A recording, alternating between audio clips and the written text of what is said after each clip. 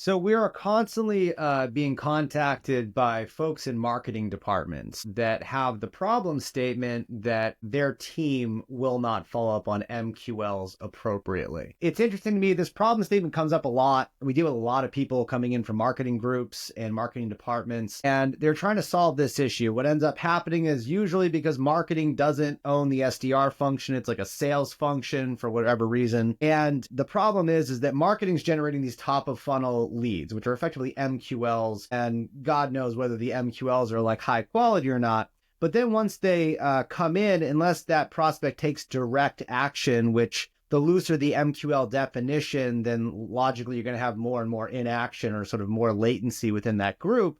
They need some way of activating that group. And so they will think that they need someone to do outbound prospecting, go out and reach out to these people. First off, I again want to remind everybody that once you have an inbound lead, they've sort of opted in, so to speak. So now you're down to the channels of email, phone, social, which is usually LinkedIn, and occasionally text, and they've opted in. You now have their information. Even if you didn't and they were a real person, you could enrich that using Clay or something to that effect. The first piece of advice I give all of these marketing teams, especially if you don't have a ton of these MQL leads, is why isn't the marketing group picking up the phone and calling these folks? Because obviously email and social, you can automate these things. You can do that very effectively. It doesn't take a lot of time to sort of do that. It really comes down to the phone. It's as like marketing people are like scared of the phone for some reason. And my advice always is just pick up the phone and call them. Why are you calling me? The second is, why don't you hire someone in marketing that knows that they're going to have to pick up the phone? At what point did we decide that no one in the marketing group was going to ever pick up a phone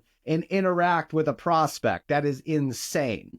After that, you can hire an SDR or someone to do that function. You can do that internally. You can do that externally, right? If you're using an external party, you can get a party that's going to provide labor on a indefinite outsource basis, a temp to perm basis, sort of an on-demand basis. But those are your options. I will say that we've had marketing groups from very large companies come in and spend 6+ months in a contracting process just to get the ability to have someone call the leads that they already had. They spent more time in the contracting process than they did that would have taken them to just pick up the phone and call these people. So, a lot of people have this issue, and I just keep going back to this is a construction issue. And this is why marketing makes no sense anymore, and why you should have a demand gen function, because in a demand gen function, when a lead comes in, it's like a 4-alarm fire. Everyone jumps on it because our job